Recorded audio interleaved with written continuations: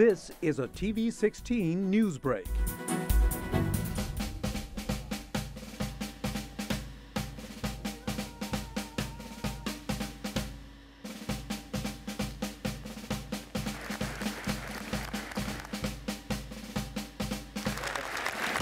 First of all, if you have deployed 5 times or more, I need to see you on this stage right now. The men, women, and families of the D.C. National Guard were honored during the annual award ceremony at the D.C. Armory. This year's ceremony focused on the thousands of D.C. Army and Air Guardsmen who have deployed to service during the 10 years since the 9/11 terrorist attacks.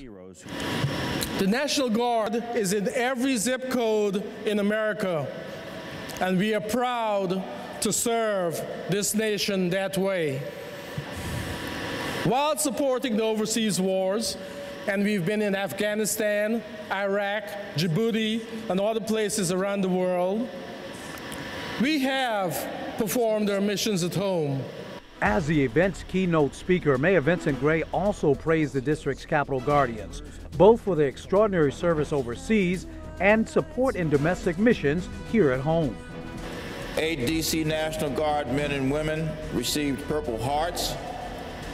Many received Bronze Stars, and literally hundreds were deployed more than once to safeguard our home and protect the freedom and liberties of others.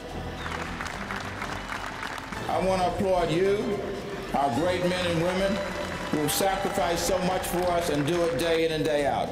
I want to thank you for your dedicated service to the people of the District of Columbia and to the United States of America, the greatest nation in the world. Thank you all very much.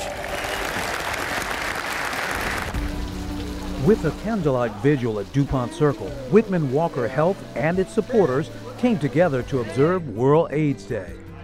The vigil comes as millions around the world remember the victims of HIV/AIDS and its survivors.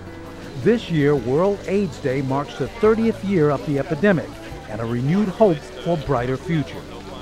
It is a day where there is tremendous hope and optimism that one day soon we will talk about HIV in the past tense, that we ultimately could and will end the HIV epidemic on this planet. For Whitman Walker patient Michael Jones, next year marks 20 years of survival since his diagnosis with HIV and the health and legal care he received at the center. On this special night, I encourage all of you to do all that you can to bring this epidemic to an end. Get tested, protect yourselves, talk to everyone you meet about the facts of HIV, and support places like Whitman Walker so that they can continue to do the work that they do. A long-term advocate in the fight against the epidemic, D.C. Mayor Vincent Gray issued a proclamation declaring World AIDS Day 2011 in the district.